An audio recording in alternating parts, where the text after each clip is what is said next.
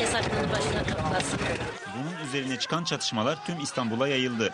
Polis, barikatları aşan, aralarında BDP eş genel başkanı Gülten Kışanak ve vekillerin de olduğu alandaki halka saldırdı. Mahalle ve sokaklarda ateş yakarak yolu trafiğe kapatan gençler polise taşlarla karşılık verdi.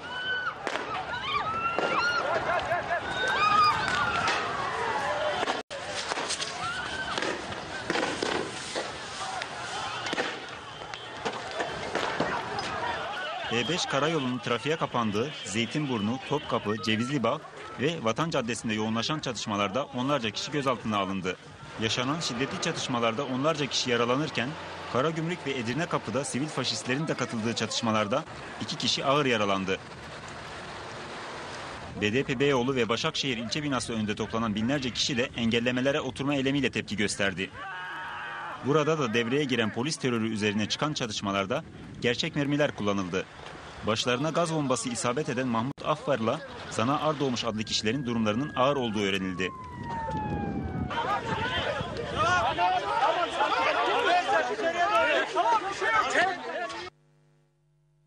Evet, hem Ahmet'te hem İstanbul'da sağduyu çağrıları yapıldı. Mitinglerde verilen mesaj AKP devletinin halkın duruşunu doğru okuması yönlüydü. Ancak AKP devleti bu mesajı doğru okudu mu? İstanbul mitinginde polisin saldırısı sırasında BDP Arnavutköy ilçe yöneticisi Hacı Zengin yaşamını yitirdi. İstanbul Kazlıçeşme'de yapılan Nevroz direnişi kana bulandı. Nevroz kutlamasına katılan BDP Arnavutköy ilçe yöneticisi Hacı Zengin, polisin gaz bombaları saldırısında ağır yaralanarak hastaneye kaldırıldı. Arnavutköy Devlet Hastanesi'ne kaldırılan BDP'li Zengin burada yaşamını yitirdi. Aynı saatlerde direnişi kırmak amacıyla kurmaylarını toplayan Polis Devleti Başbakanı Erdoğan'ın talimatıyla polis Ahmet ve İstanbul'da kutlamalara saldırı düzenledi. Özellikle İstanbul'daki polis saldırılarında Fatih ilçesinde 4 kişi, Kazlıçeşme'de gaz bombasıyla 3 kişi ağır yaralandı. Saldırılarda yaralanan Serhat Aysal, Ali Deyin ve Zana Erdoğmuş Bağcılar Devlet Hastanesi'nde, Latif Migran, Ercan Şimşek ve Zafer Erol adlı kişilerse Kazlıçeşme Ermeni Hastanesi'nde tedavi altına alındı. Edinilen bilgilere göre gözaltına alınan bazı göstericilerin de Kadırga Karakolu'nda işkence gördüğü belirtiliyor.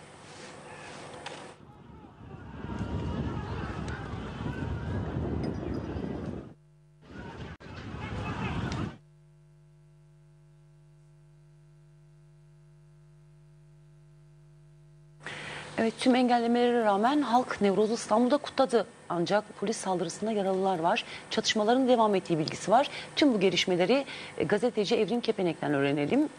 Evrim merhaba. Merhaba, iyi yayınlar. Teşekkürler Evrim. Elindeki son bilgileri aktarmanı isteyeceğim. Yaralıların olduğu belirtiliyor. Gözaltılar yine. Son gelişmeler sende.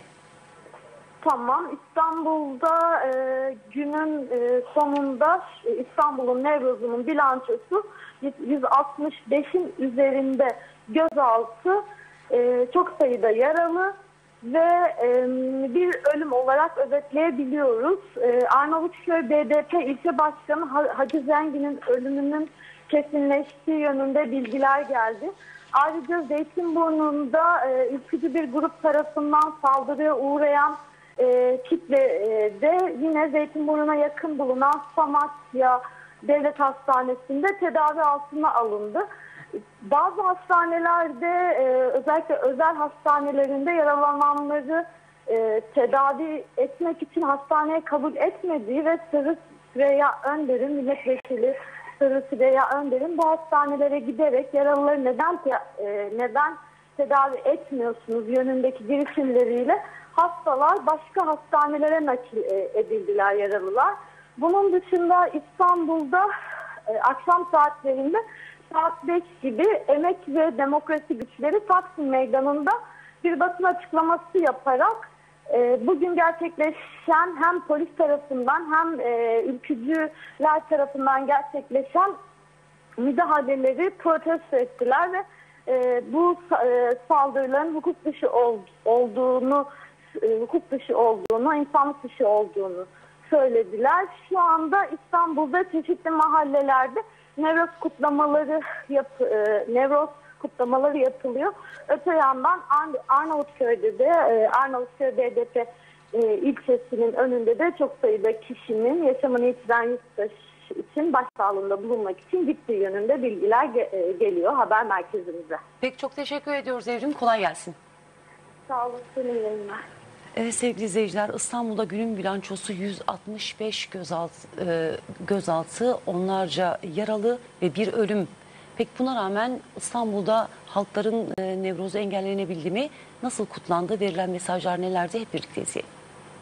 Çatışmaların tüm ilçelere, mahalle ve sokaklara yayıldığı İstanbul'da polis terörüne rağmen halk bulunduğu her alanda Nevroz'u kutladı. Halk birçok yerde hem polisle çatıştı hem de direniş bayramını kutladı. Zeytinburnu 5 telsizlerde bir araya gelen yüzlerce kişi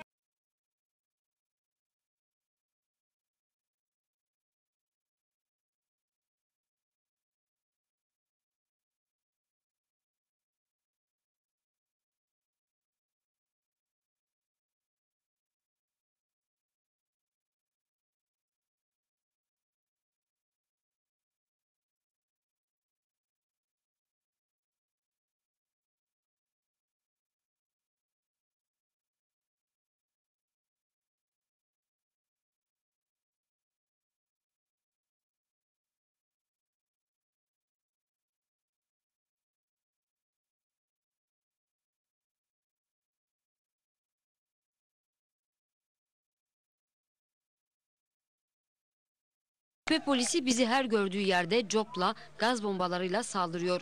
AKP hükümetine sesleniyoruz. Gazınız, copunuz bizi durduramayacak şeklinde konuştu.